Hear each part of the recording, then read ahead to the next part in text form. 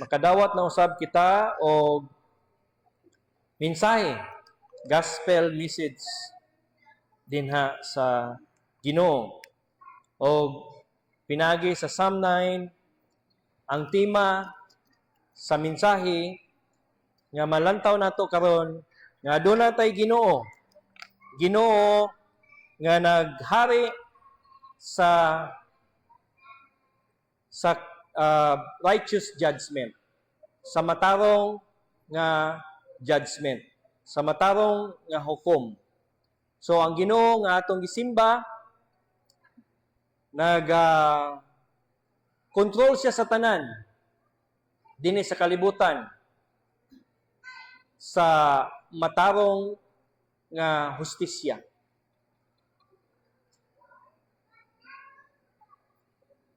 So agi og paglantaw,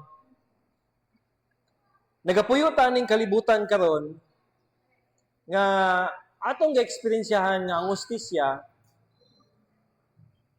somehow adunay mga delay or gina-distort ang hustisya, or sometimes ang hustisya gina-deny.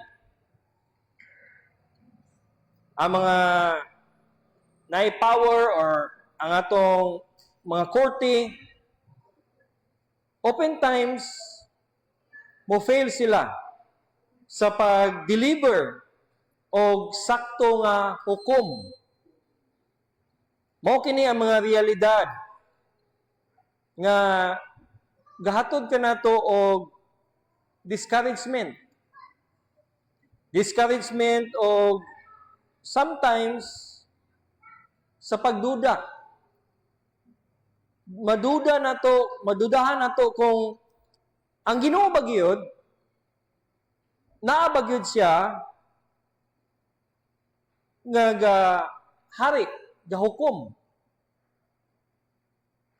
Or iya ba yung actively ginapakita ka nato nga siya hukom sa kamaturan.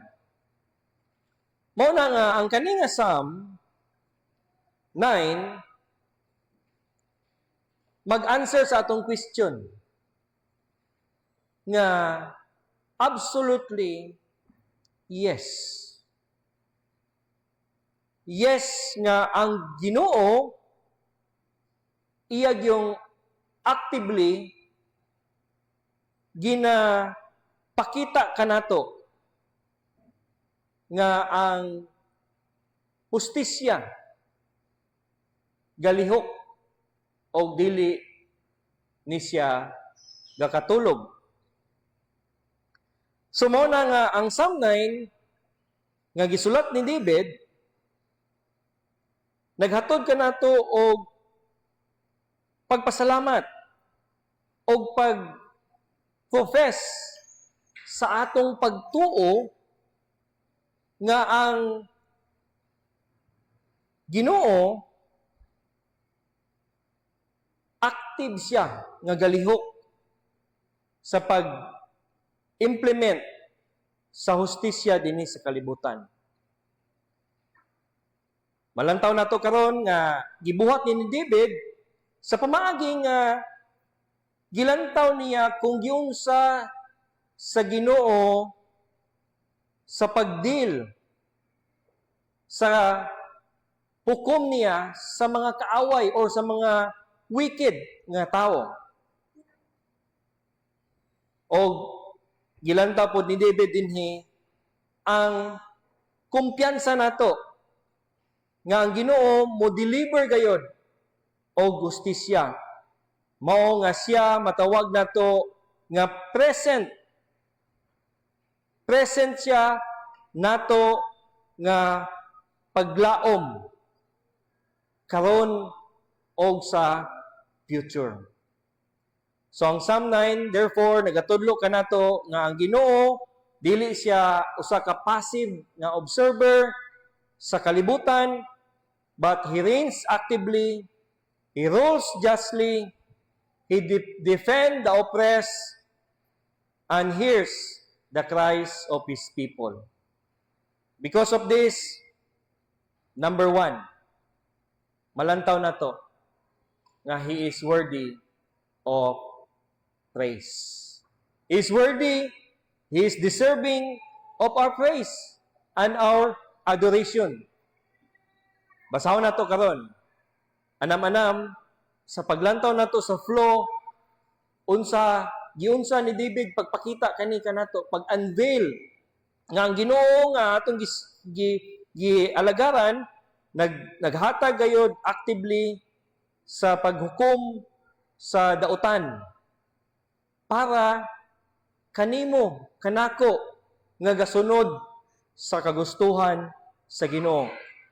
Therefore, He is worthy to be praised and adored. Verses 1 to 8.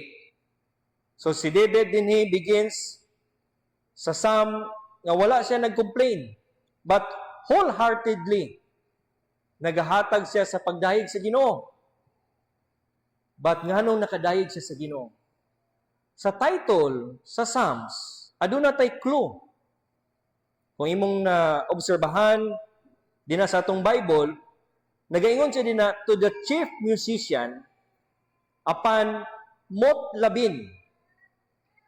So therefore, gihatag kaning psalm sa usa ka leader sa worship, sa sulod sa usa ka tigom sa Ginoo. To the chief musician, iya kaning gihatag ang Psalm of David para kantahon kini, para mohatag pagdayeg sa Ginoo. Pagdayeg sa Ginoo in the tune of motlabin. Ang motlabin sa Hebrew nagahatag og pagsabot nga the death of a son or kamatayon sa usa ka anak. So magwonder ta, usa ka pagpasalamat, usa ka pagdayeg, pero in the tune of death, asa man din ha ang koneksyon karon. Kay kung mayon tag death, adunay pagkasubo, adunay kasakit kung maghisgot ta og kamatayon. But ang usa ka kamatayon sa usa ka son dinhi, a son of David, a son of man, a son of God, nga si Hesukristo, naghatag og signal sa tuwa. Ang kamatayon ni Kristo naghatag og victory sa tuwa. Thereby, because of His death is the death of deaths. Sama sa pagsulti nga He is the Lord of Lords, He is the King of Kings. So ang kamatayon ni Jesucristo therefore is the death of all deaths. Mao kato ang kamatayon. Kung namay kamatayon nga ma-experiensyahan nimo og nako, dili ka na mao ultimate nga kamatayon. Ang ultimate nga kamatayon mao ang death of the Son nga mao si Jesus Christ, because in His death maghatod ka nato og life. Mao kana ang giingon sa Romans chapter 5. Sa iyang kamatayon naghatod ka nato og kinabuhing walay katapusan. Ug mao na nga ang awit to the tune of motlabin, dini nato pagasugdan. Dini nato pagasugdan ang Psalm 9 sa paghatag og kalipay, pag-celebrate. Mao ni nga ang awit na motlabin, ang son of death or ang death of a son nga tune, usa ka tune nga puno sa pagdayeg, puno sa kalipay, puno sa paghatag og pasalamat sa Ginoo. So, malipayon siya nga awit. Dili siya kamatayon nga magsubo ka, but kamatayon nga naghatod sa imo og kalipay. Kaya ang kamatayon ni Jesucristo, naghatod ka nato og kaluwasan. Og therefore, ang Psalm 9, nagatudlo ka nato, verse 1 nagaingon, I will give thanks to the Lord with my whole heart. I will recount all of the wonderful deeds nga gihimo sa Ginoo, because precisely ang gihimo sa Ginoo nga kamatayon sa iyang anak para sa imong kaluwasan, angay gayod natong pasalamatan. Mao na nga sa verse 1 pa lamang, kaya ang Ginoo naghatod man kanato og hukom nga matarong. Siya ang Ginoo nga hari. Siya ang hari nga nagpakamatay sa imuhang sala. Og siya pod nga hari nga mubalik. Og ang final niya nga pagbalik, maghatod kanato tanan og final nga vindication. Meaning, kung kita karon nakatagamtam og mga injustices sa atong kinabuhi, mga dili fair nga pag-treat sa tuwa dinhi sa kalibutan, hilabi na as Christian nga nakatagamtam ta og persecution or mga kanang dili kaayo maayo nga pagtagad because Christian ta. Because nahibal-an nato nga as Christian, nagalakaw ta sa kahayag o ang naa sa kangit-ngit, dili gayud malipay nga makita ang imong kahayag. Because of that, masuko ang palibot nato. Masuko sila sa atong ginabuhat nga maayo. Masuko sila nga gaalagad ta sa buhi nga Ginoo. O makatagamtam ta og mga persecution. Makatagamtam ta og dili maayo nga treatment.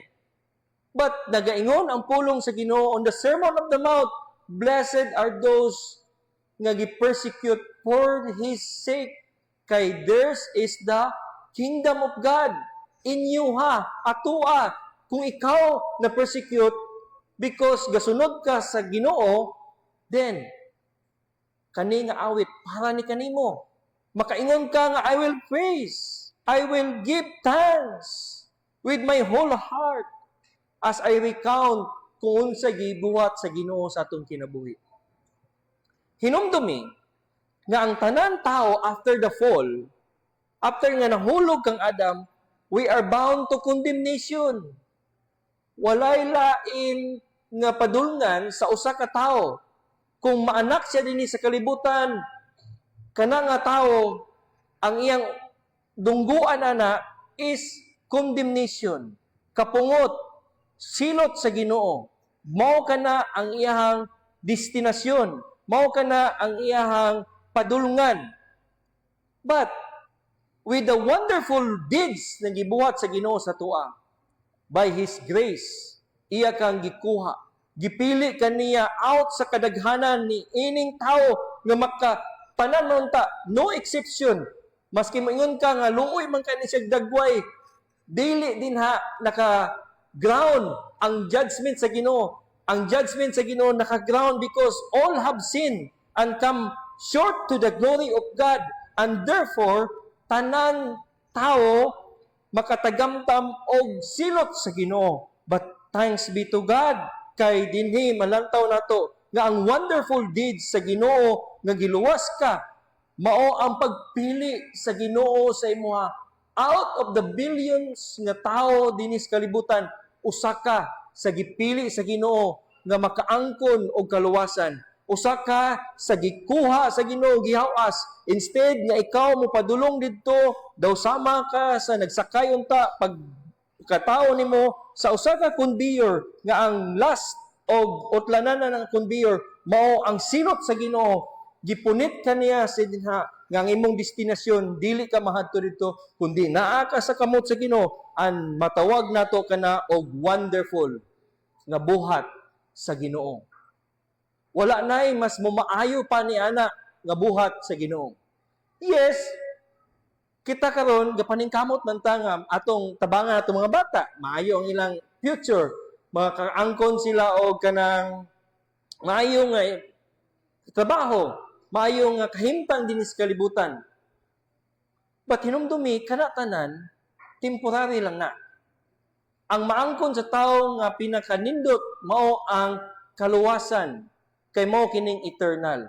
Mao na nga if ever sa ta ka parent karon, hinumduman nato, tudluan nato ang ato mga bata sa kamatuoran sa Ginoo, kay mao kini maghatod kanila og kaluwasan.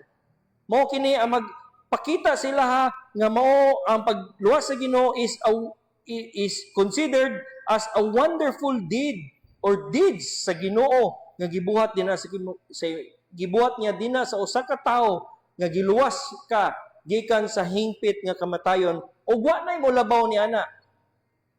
But my brothers and sisters in Christ, ang Ginoo maski naata dinhi sa kalibutan, wala man pagkabuta o pagkabungol. Maski mayunta nga, yes, nadawat naman akong kaluwasan, murag, wala na tayo laing pangitaon. Wala na angay pa nga, murag, i-pursue pa na to. Pero unsa ka nindot, unsa ka maayo ang Ginoo sa itong kinabuhi. Gipakita niya, kang David, gikan sa verse 3 to 6, nga ang Ginoo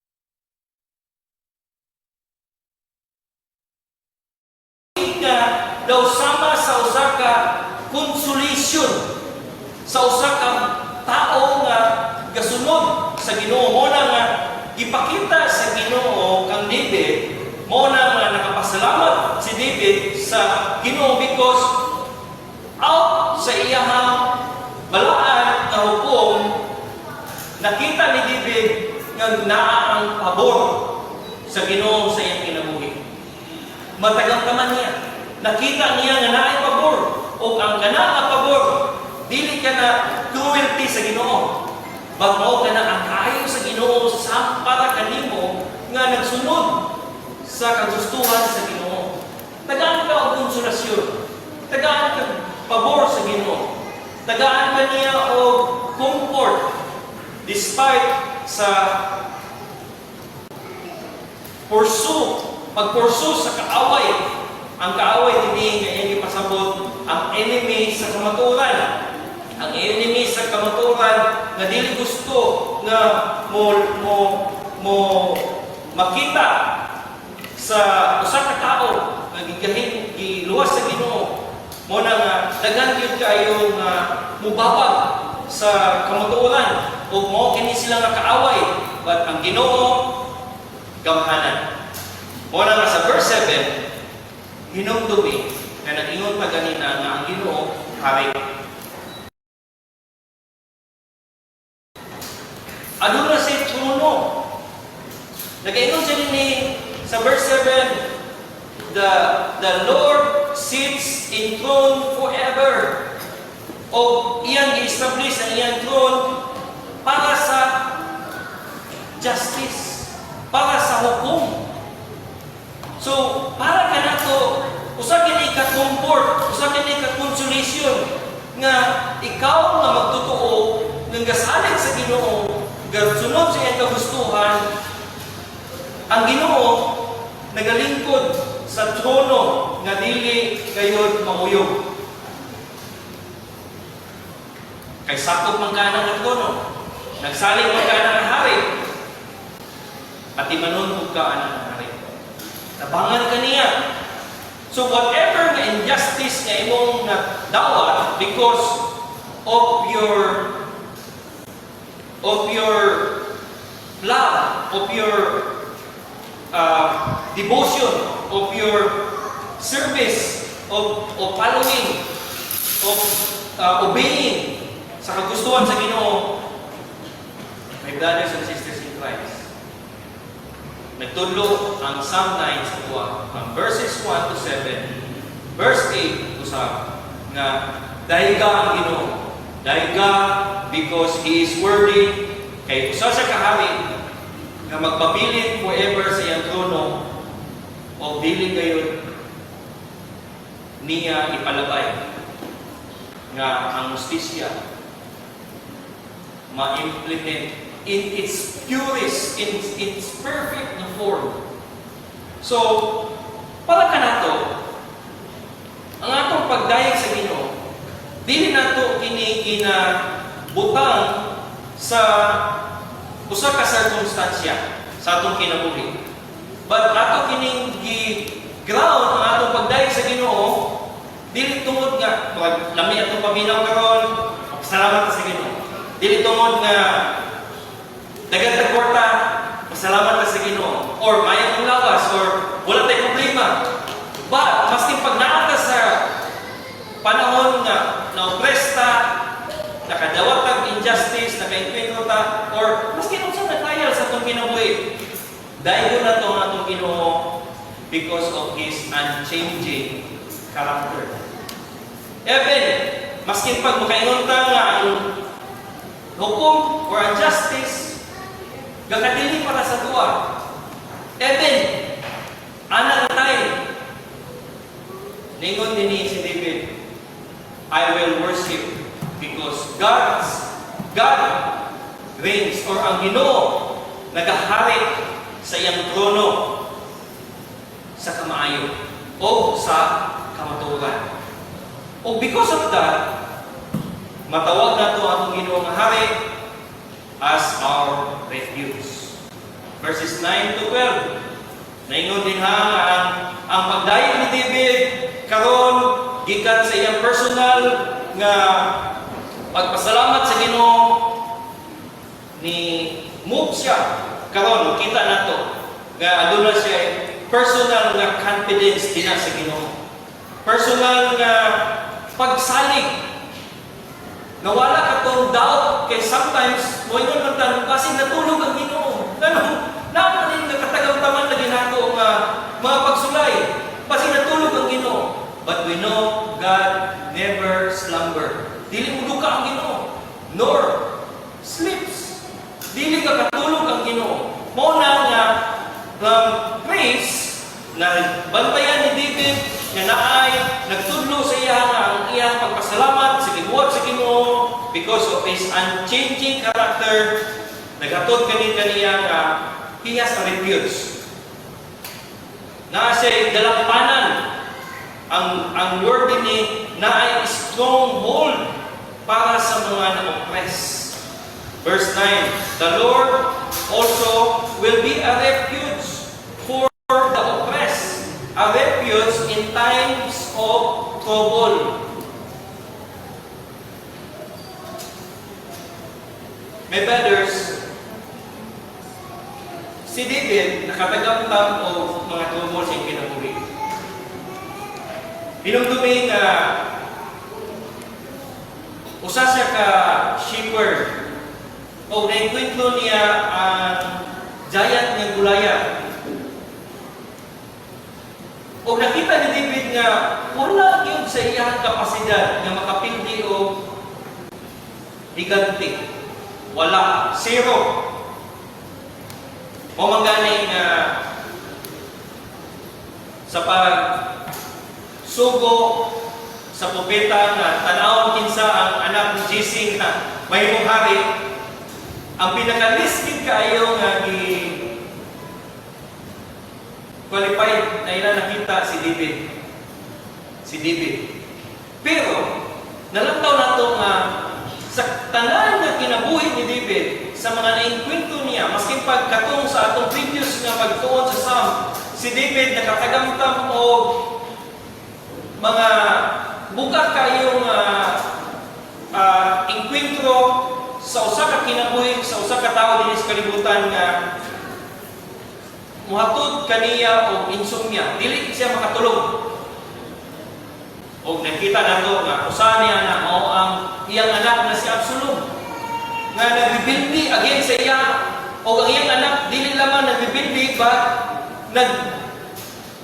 nag-convince pagyud sa uban ng mga tao, naghulap dito sa gate sa Jerusalem para iyang i-spread ang slander, ang mga bakak para tanang tao o against kan David. Kasi David gitudluan na sa Ginoo sa time nga na-inkwento niya ang giant. Dili ka to nagtudlo sa iya nga gamhanan siya, likon siya. Pag nagtudlo ka to kaniya nga in times nga naa sa ibang tagpuan nga giant sa iyang kinabuhi. Maski pag giant ka na natawag na to nga ultimate nga buka pagbati, operation ba ka na, or mga paghatag o pagdaot sa iyang kinabuhi, gituluan sa Ginoo nga adunay refuge.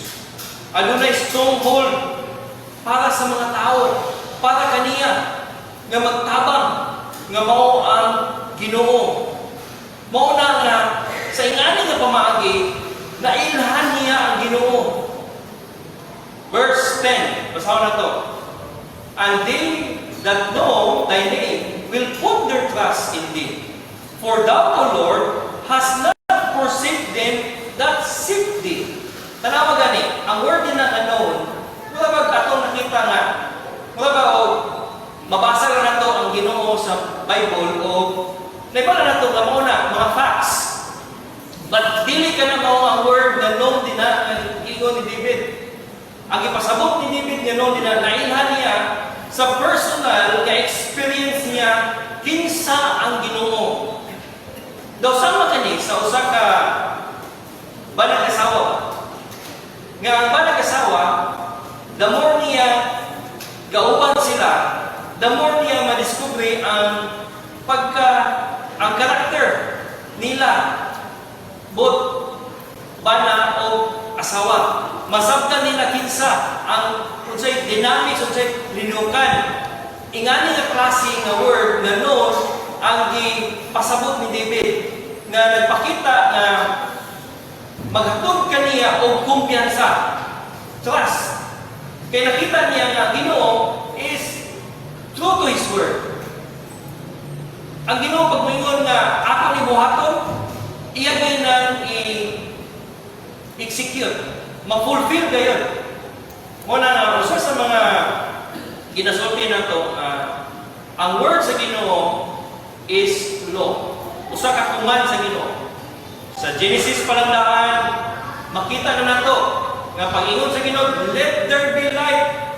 Boses sa Ginoo, tingog sa Ginoo, nagatod o kahayag. Nabuhat ang tanan dinhi sa kalibutan. Kaniya tanan ato makita, ikaw ako tanan ta karon. Nabuhat kani out of the word of God.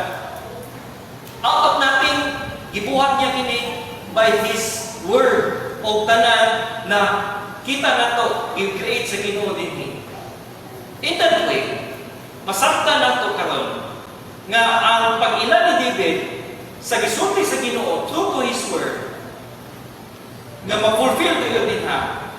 Aduna siya kumpiyansa nga naa siya stronghold, naa siya dalampanan, naa siya refuge sa mga panahon nga murag moingon na siya nga wala na justisya ani nga kalibutan. Wala na, zero na. Mo na nga nailhan niya ang Ginoo. Sa pag-ila niya sa Ginoo because of that, nitubo ang iyang trust sa Ginoo. So muna, in application po, my brothers and sisters in Christ, ang kaning pag-ani nato din sa simbahan, it is in a way nga gipaila sa Ginoo ang iyang kaulingon sa atoa. Ang kaning pag-ani ninyo every Lord's Day, sa ato ang magsimba din sa simbahan, dili kani kawang. Kaning pag-ani nato, mga lang ordinary kaayong malihok. Mga lang simple lang kayo maniadto sa simbahan. But when we come to church, sa ingani nga pamagi, ang word sa Ginoo ginapit sa tuwa every Lord's Day after Lord's Day. Nailhan mo ang Ginoo. Muna nga, do not miss out any Lord's Day. Ayaw ngayon kulangi ang 52 Lord's Day sa tuig. Because i-miss out nimo ang opportunity that you will learn, you will know God intimately sa imong kinabuhi. That will grow your faith dinha. That will continue to grow your trust dinha sa Ginoo. Kung dili ka maminaw sa pulong sa Ginoo, sa preaching of the gospel, usa lang ka indication na maghinahinay pod o reduce, grip away ka sa pagsalig nimo sa Ginoo. So thereby, we can conclude nga the more you come to church, para sa preaching of the gospel. Ilabi na sa Lord's Day, it is the moment usab that your trust, your faith will grow dinha sa Ginoo as your refuge. O kinahanglan nato ni tanan, my brothers and sisters in Christ, kinahanglan nato ni because naata gapuyo dinhi sa kalibutan, puno sa despair, puno sa misery, puno sa kasakit. Maski pag mayuntag na packets na malipayon ka, matuta dito sa dagat, maglipay-lipay ka, natay family bonding, natay pagkaon, nilindot. But mind you, at the end of the night, na matulog ka sa atong bed, hagit kayo mga inkwentro sa realization kung unsa gayon ang kinabuhi. O makita nato na gayon ang enkwentro sa mga pagsulay, oppression, mga despair, mga doubts, mga pagkawala sa atong paglakon. Muna nga, importante that you will know God, so that you will trust Him, so that you will know that you have a refuge. Lastly, because God reigns sa iyang kamatuoran na hukom, ang tanan nga petition sa mga kaanakan niya nga gaduol sa iyaha, dunggon sa Ginoo. Wala man o makayutan na. Tinuod ba ka na? But this is what brings David in a conclusion dinhi sa Psalm 9, which is the first part sa usa ka Psalm nga later on makita nato sumpay din siya sa Psalm 9 o sa Psalm 10. So ato lang tong ipalabay o next Lord's Day tanaw nato ang Psalm 10. But ang kaning first half gipakita ni David nga ang Ginoo is active sa paglihok niya, sa pagdala, sa matarong nga paghukom. So ang tanan nga gaduol sa iyaha, nga gahangyo, nga ang iyang hukom, nga matarong i-implement iyang dunggon. Kay mao man ang karakter sa Ginoo. So having been praised, having praised God and confess nga trust niya dinha sa Ginoo, David now proceed sa usa ka buluhaton, ang pag-ampo, boldly atubangan sa Ginoo. Verse 13, nagasugod siya din na, be gracious unto me, Lord. See my affliction from those who hate me. So, nag-aanda kanin ka nato o nagatudlo karon nga ihilak sa Ginoo ang tanan nga mga injustice nga imong tagamtaman. Ang tanan nga mga unfair na treatment because nagsalig ka sa Ginoo, nagsunod ka sa Ginoo, ang tanan nimo nga na-experiensyahan nga dili fair, dili patas because nagsalig o nagtuo ka sa Ginoo, nag-obey ka sa Ginoo, iampo sa Ginoo. Iampo sa Ginoo, nag-invite ang Ginoo ka nato karon nga iampo, muduol ka sa Ginoo. Ang yuwa, ang iyang pagka maluluyon, ang iyang pagka puno sa grasya, nga maoy mo, uban kanimo. Unang ning sa David, be gracious unto me, O Lord. Tanawa ang akong affliction, tanawa po niya ang akong mga pagsulay, Ginoo. Dili kani demanding, but this is a way nga nagtulo sa tuwa, nga instead nga mupalayo ka sa Ginoo, muduol ka sa Ginoo as a believer. As a believer, nagsalig ka na sige ang Ginoo mo imong refuge, then therefore dool sa iyahan. Ayaw pagpalayo. Adto sa iyahan. Kaya ang Ginoo makahinumdom sa imuha nga nag-ampo nga na-oppress. Verse 12, nag-ingat siya rin na, he who avenges blood is mindful of them. Ang Ginoo naagaw na sa imuha. He does not forget ang imong mga hid affliction. Ang imong sulay. Kaya ang justice sa Ginoo adunay pagpahinumdom. Gahinumdom ang ang hukom sa Ginoo. Gahinungdong siya sa tao nga gabuhat o gasunod sa iya. O thereby, ang Ginoo mutabang ato nga tao. Pero ang Ginoo pod maghinungdong kung dili ikaw nagpalo sa Ginoo, hinumduman sa Ginoo. Ang iyang hukom gahinumdum ni ana sa tao nga dili pod gapaningkamot sa pagtuman sa kagustuhan sa Ginoo. Brothers and sisters in Christ, ang judgment sa Ginoo moabot dinha kanila. So, si David sa verses 15 to 18 ga-express of confidence nga ang wicked will fall into their traps. Moabot kayo. Kaya ang hukom sa Ginoo, mawawala ka na. Ang mga garbo sa tao nag-agin sa Ginoo, ang Ginoo magpaubos na sa ilaha. Kaya ang Ginoo matarong sa iyang pagdumala sa tanan. Ang Ginoo pa-implement sa iyang justisya, sa iyang paghatag o justice sa matarong na pamaagi. So kay matarong man kutob sa mag-agin sa Ginoo, magpabilin daw sama sa ikalot nila dinhi makita. Daw sama sila na naghimo og ilahang kaulingon nagtrap sa ilang kaulingon litag ug sila pa ang litagan. Sila gyapon ang biktima sa ilang litag. Daw sama sa ilang tao nga wala kasunod sa Ginoo.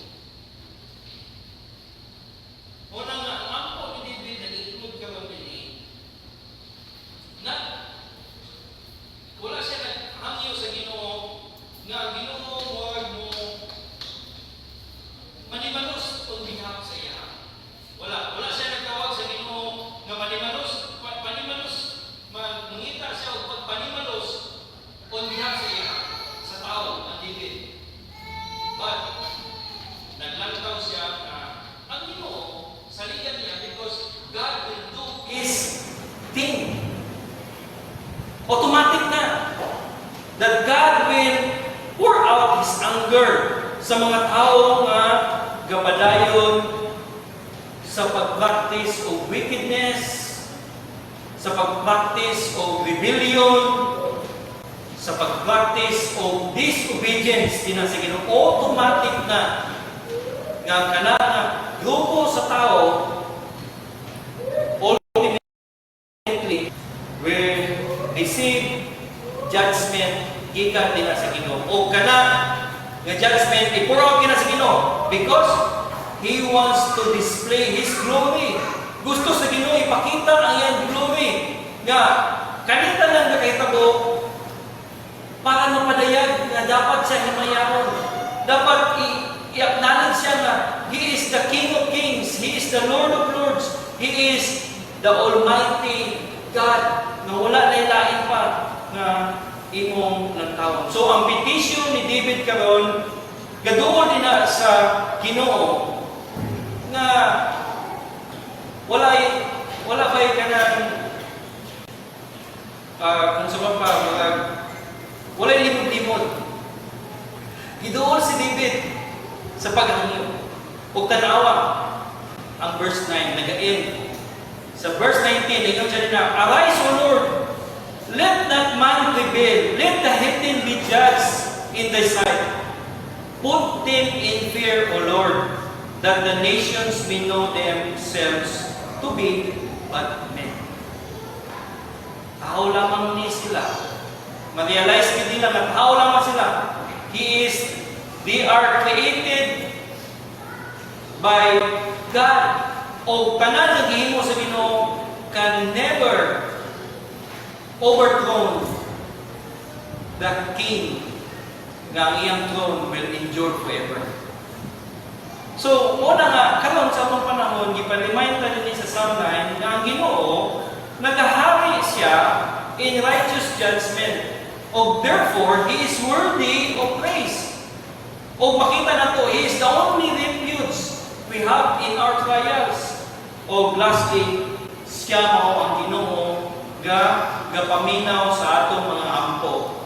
Now, in this broken world, ang ganing nga Psalm, naghatod kani sa to nga i-anchor nato ang atong pagtuo sa unchanging justice sa Ginoo o sa iyang unchanging mercy. Sa iyang kaluoy dinha kanimo. Ang iyang kaluoy diha kanimo tabangan kaniya sa atong natagamtaman karon dinhi sa kalibutan. Ultimately, nahibala nato nga kani nga Psalm sa tanan nato gilantaw karon, although nag-hisgot ni kang David, nag-point out ni kanato kang Jesus Christ. He is the righteous King who will judge the world in perfect judges, in perfect justice. Nahibalo siya sa pag-offer o dalampanan. Kabalo siya nga dalampanan siya sa mga taong nagasalig sa iya. Acts chapter 17, verse 31. Muna, sa pag-end nato karon, hinumdumi nga sa pag-awit nato karon, giawit ni Kristo. He is the Son nga nagpakamatay. O kanang iyang kamatayon, naghatod ka nato again o kinabuhing walay katapusan. Thereby, you have to celebrate the death of a son because mao kana ang signal that your sins has been forgiven. Ang tanan nato nga mga sala gibayran na. Pinumdumi, the wages of sin is death. So therefore, dili na ka makatagamtam o kamatayon. If ever makatagamtam ka o death, physical, you will never stay dead physically. Because one day, God will resurrect you. And when He resurrect you, He will change your body from incorruptible from corruptible body to incorruptible.